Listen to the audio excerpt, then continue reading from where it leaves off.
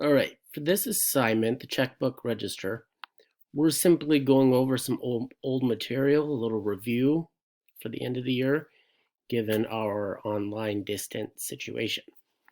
So I'm going to go through just the first two transactions, then you will go ahead and complete the rest of them and submit your completed document when finished. So I give you a $5,000 balance.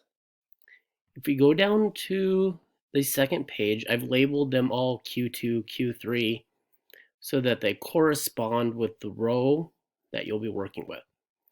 So looking at Q2, it says on May 15th, you receive your paycheck of $11.34 and 10 cents. So no check number.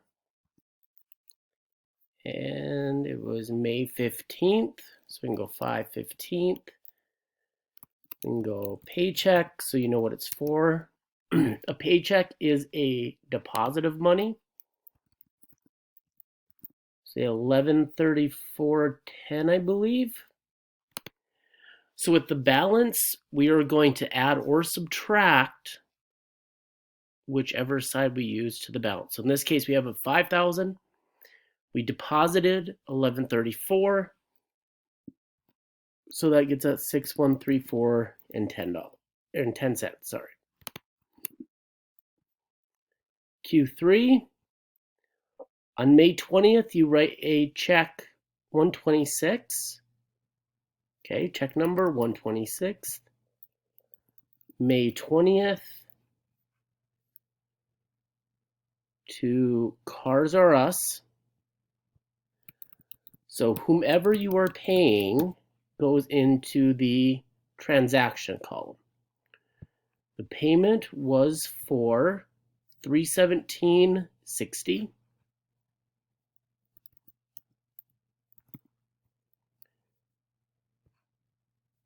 So now we had $6,134.10.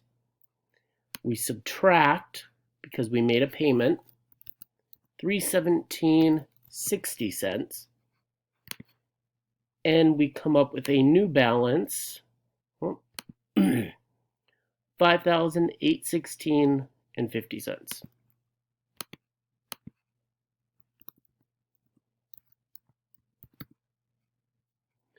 What you're going to do then is just fill in the rest of this. So remember to keep your running balance, indicate the date, the check number, under transaction, who you paid money to, and then the dollar amount. So remember, if you're writing a check, it's a payment. If it is a paycheck or any other kind of deposit, it'll go under the deposit column. So with that, go ahead and complete the assignment, submit when you're done, and good luck.